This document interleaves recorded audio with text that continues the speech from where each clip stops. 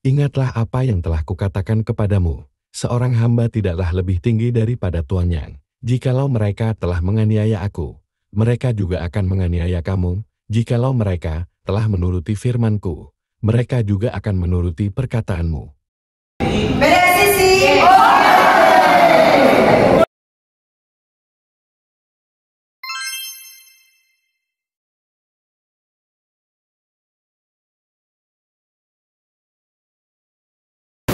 Bapak Ibu saudara-saudari sekalian, Shalom. Selamat malam. Mari saya undang kita kembali untuk berdiri.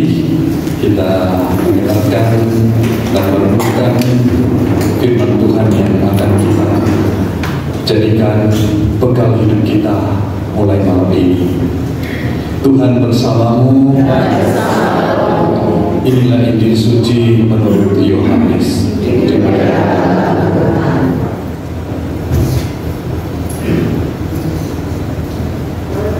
Jikalau dunia membenci kamu, ingatlah bahwa ia telah lebih dahulu membenci aku daripada kamu.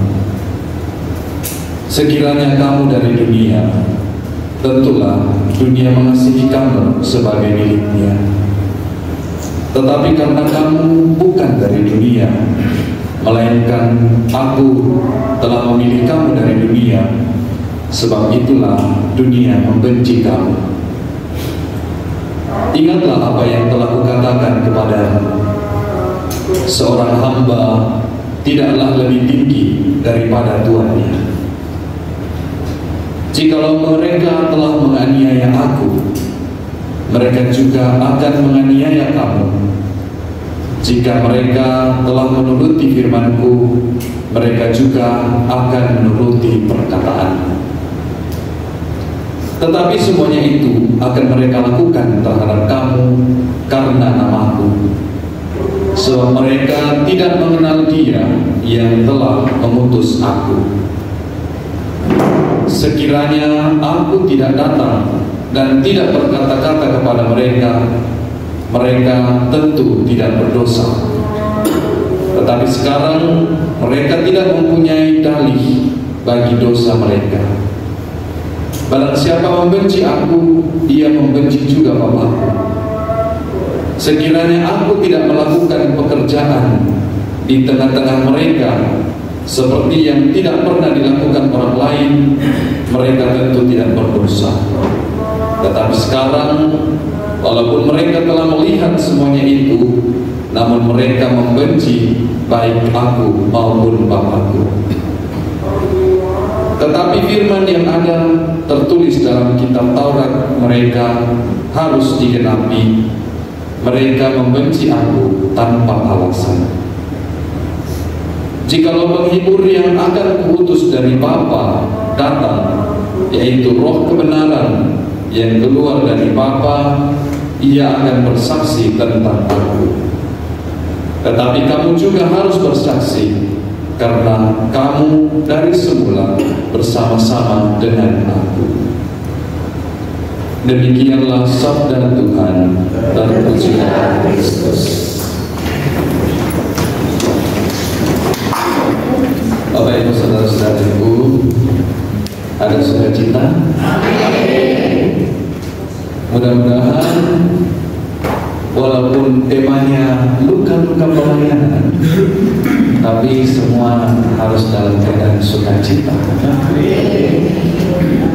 Saya diminta untuk memberikan tema karena sudah lama saya diminta untuk memberikan firman, tapi baru minggu lalu diminta untuk memberikan tema.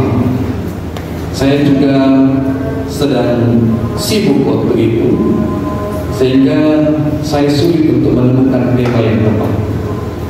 Tetapi saat itu saya sedang dalam kondisi di mana nanti akan saya seringkan, di mana saya melihat banyak orang terluka oleh pelayanan. Akhirnya saya sebutlah, bagaimana kalau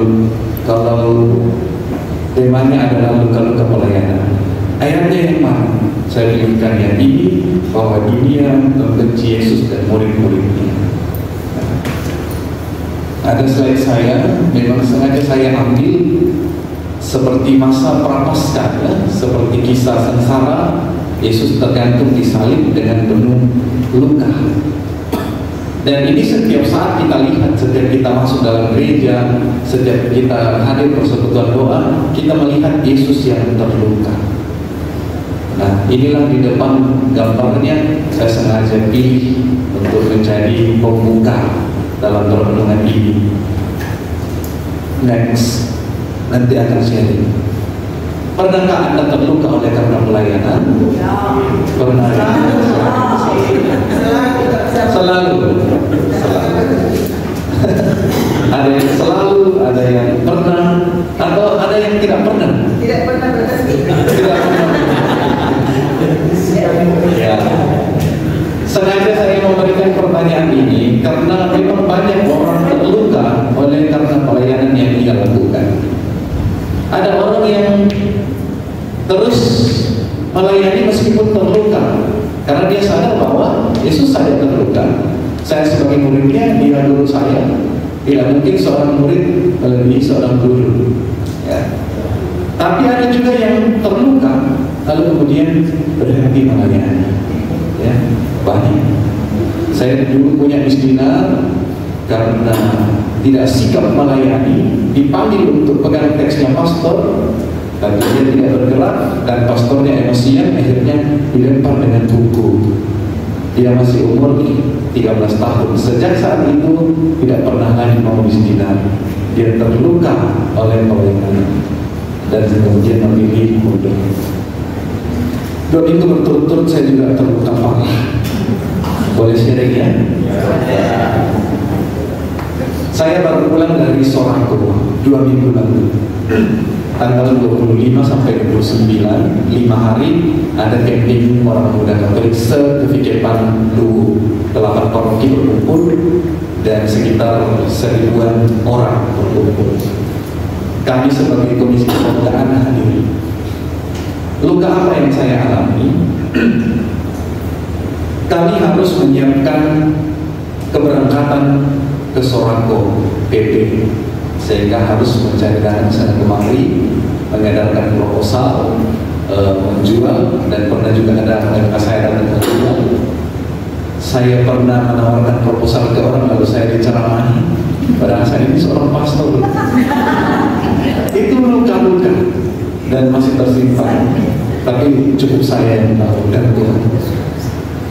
Lalu kemudian selesai di Sorako, saya langsung supaya cepat karena kalau saya cerita 5 hari pasti intinya di sana kurang tidur, capek, kurang tidur. Kami harus pulang dari Sorako sampai di Makassar kurang lebih 18 jam perjalanan karena pakai bis dan bisnya tidak bisa cepat. Kami rombongan hanya 2 jam saja di Makassar. Saya ganti tas. Saya harus bawa mobil sendiri dari Makassar ke Pasangkayu Paras selama 18 jam.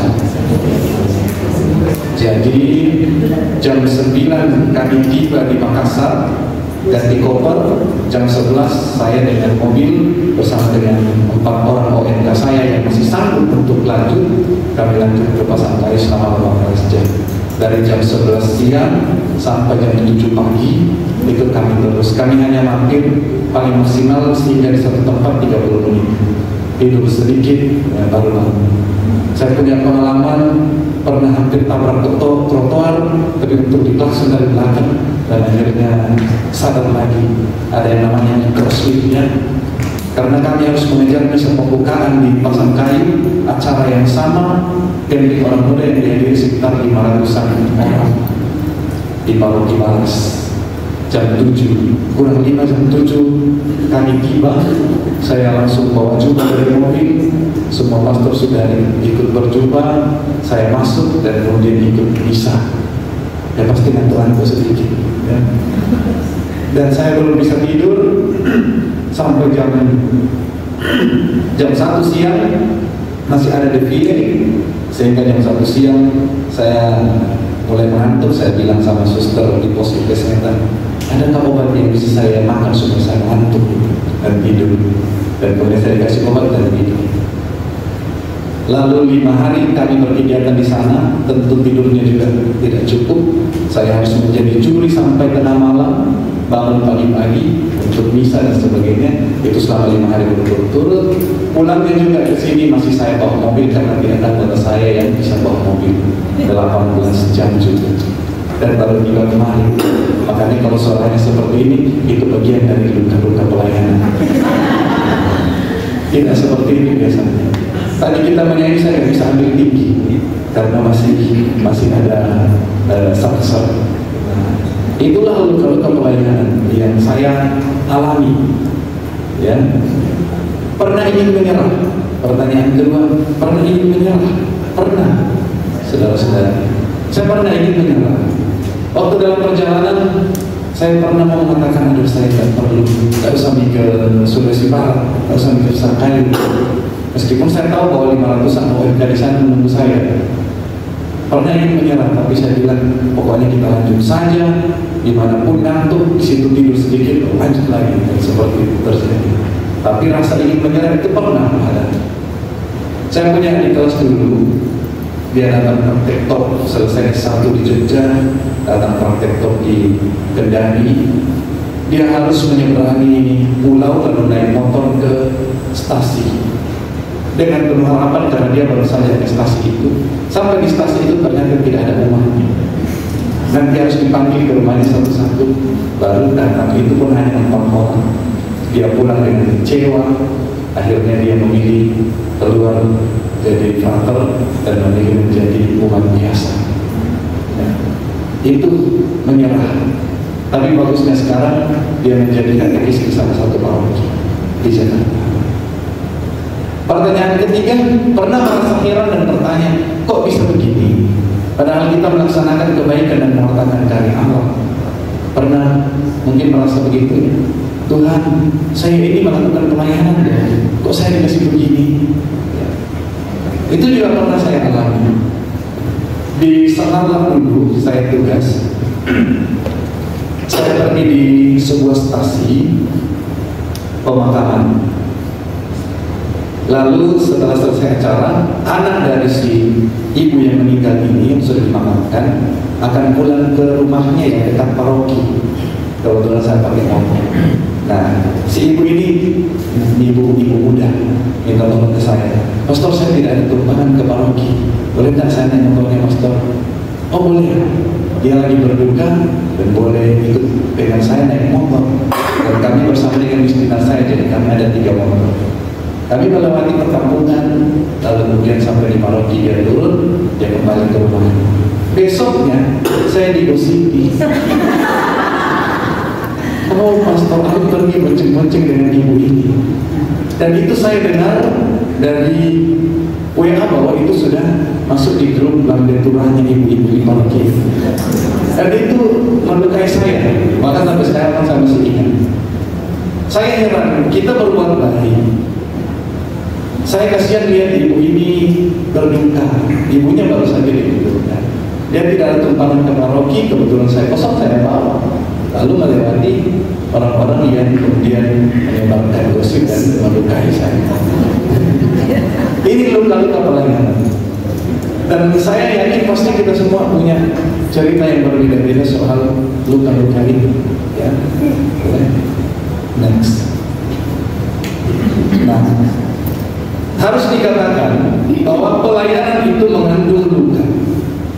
Jadi kalau siap untuk melayani, berarti siap untuk terluka. Betul? Siap melayani berarti siap untuk terluka. Karena kita ikut Yesus. Maka kadang-kadang orang pikir bahwa menjadi pelayan itu kita sukacita terus, yakin hidup sukses. Tidak, saya tidak menyebut merek ya. Seolah-olah bahwa mengikut Yesus itu kita terberkati terus, yakin hidup sukses. Tidak. Teologi kita adalah teologi salib. Untuk meraih kejayaan kita harus melalui penderitaan.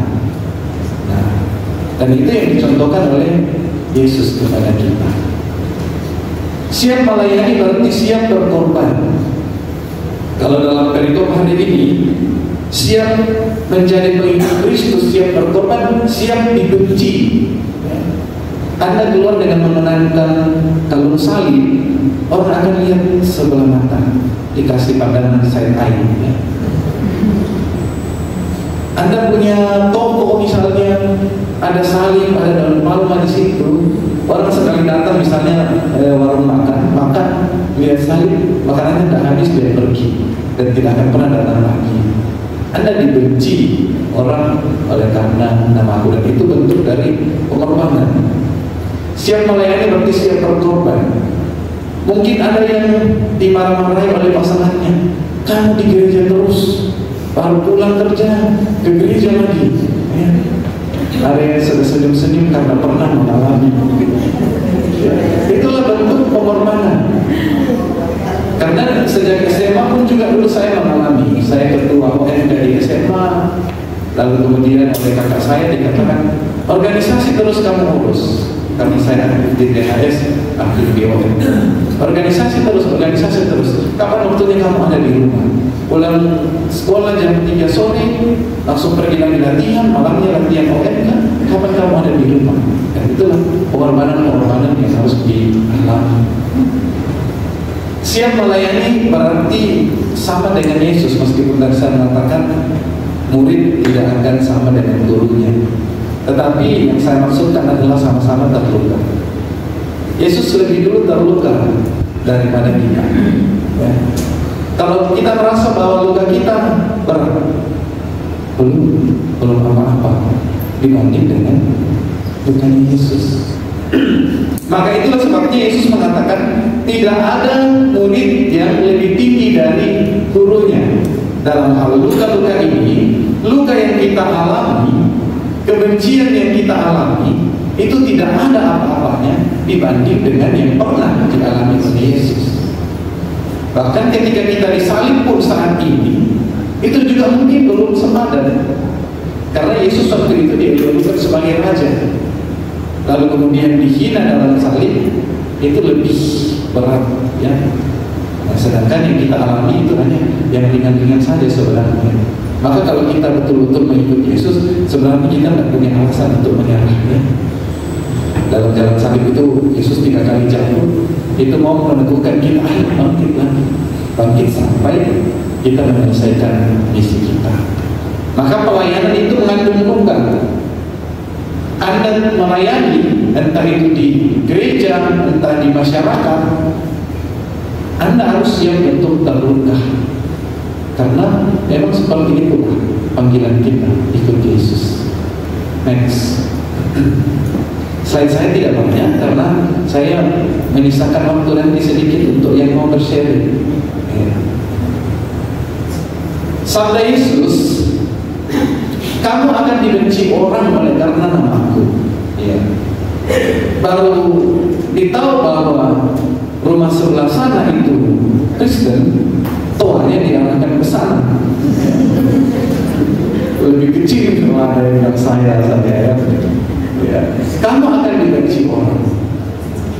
Mau naik-naik sedikit jabatannya, tetapi karena melihat nama kamu, oh ini nama-nama kitab suci, akhirnya bagaimana supaya dia jatuh. Karena kamu akan dibenci orang oleh karena nama, dan itu juga melukai kita. Yang kedua, mudah-mudahan terbaca ini agak kecil. Murid tidak sama dengan guru. Ilmu murid tak akan sama dengan guru. Dalam pelajaran di sekolah mungkin guru lebih pintar daripada siswa, bisa jadi. Ada hal-hal tertentu yang murid lebih ketahui, tapi dalam soal pengalaman tidak berbanding sama sekali. Luka yang dialami Yesus tak akan sama dengan luka yang kita alami. Yesus menanggung luka lebih besar. Maka saudara-saudari, kalau Anda pelayanan dipermalukan, itu hanya kecil. Anda pelayanan difitnah, dijelek-jelekkan sehingga Anda kecewa, itu kecil. Urus krisma sama baru dicerca oleh orang tua, kenapa begini-begini, orang tua calon misalnya. Buat ya. Saya tidak sebut merek loh ya. Hanya kebetulan mata saya melihat ke sana.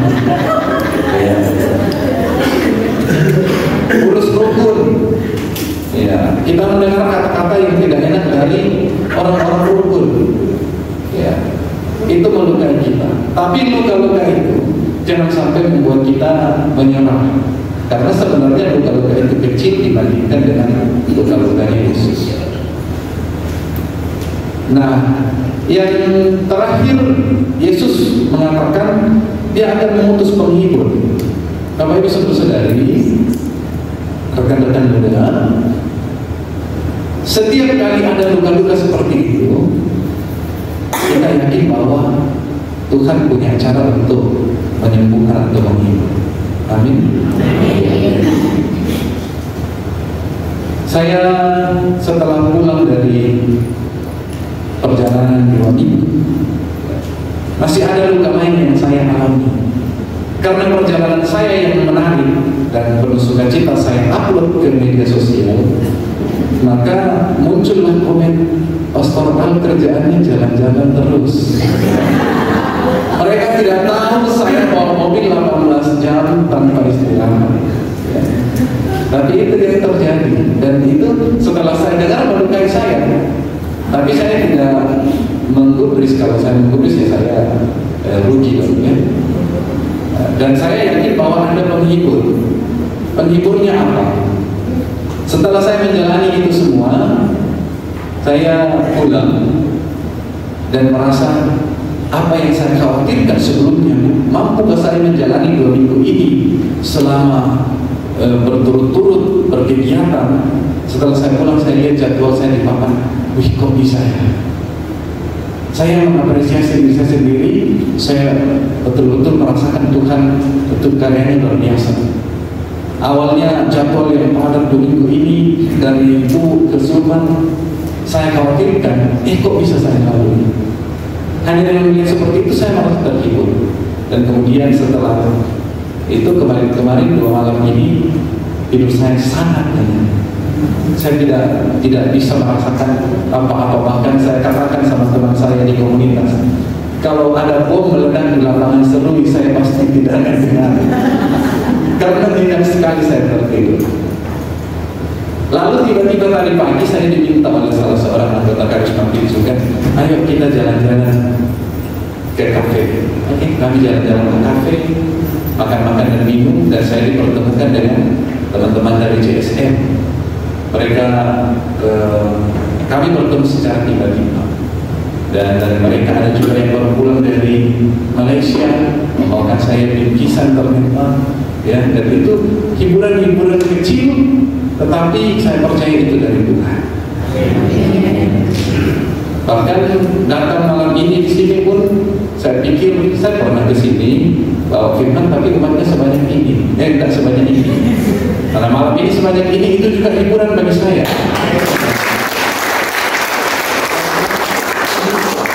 Karena saya diteguhkan bahwa ternyata banyak orang mau mendengarkan firman. Cuma sayangnya saya lebih banyak kesaksian malam ini ya. Karena kalau mau studi kitab suci, saya bukan ahlinya. Anda bisa baca dimanapun, tetapi yang tidak bisa Anda baca di internet, yang tidak bisa Anda baca dimanapun adalah kesaksian hidup saya dengan Tuhan. Nah, itu yang saya bagikan hari ini, di mana saya mengalami luka-luka, tetapi Tuhan senantiasa memberikan penghibur, bukan penghibur dalam arti negatif ya, tetapi penghiburan dan kekuatan. Nah, maka kesimpulan saya, follow him. Hanya itu. Ikuti dia. Ikuti Yesus. Dalam pelayanan kita sebagai pemusik, sebagai penanggung jawab audio, sebagai penyanyi, sebagai yang mengorganisir acara, kita akan mengalami luka-luka pelayanan. Tetapi supaya kita kuat, follow him, ikuti dia. Jangan karena kita biasa baper ya. Apa itu baper? Bawa perasaan ya. Tidak masalah sih bawa perasaannya, karena memang perasaan itu juga penting. Tetapi ada kekuatan di balik kita, yaitu Yesus. Kalau kita bercermin dari dia yang sudah lebih dulu terluka dari kita, maka saya yakin kita tidak akan menyerah. Amin.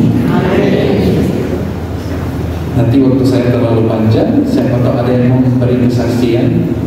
bagaimana mengalami luka-luka pelayanan. Kalau saya bercerita masih banyak sebenarnya. Ya, lanjut saja. Oke, lanjut saja. Saya dalam perjalanan dari Pasangkayu menuju ke Makassar, saya sempat istirahat sedikit, hampir karena ada yang minta toilet. Saya baca WA dari bos. Pastor Al, tolong ke Toraja dalam minggu ini untuk urus sertifikat tanah di lantai bawah. Saya langsung bilang, saya masih dalam perjalanan menuju ke Makassar. Dia bilang, ya istirahat saja dulu 1-2 hari, nanti ke Toraja untuk urus sertifikat tanah. Masih terluka lagi.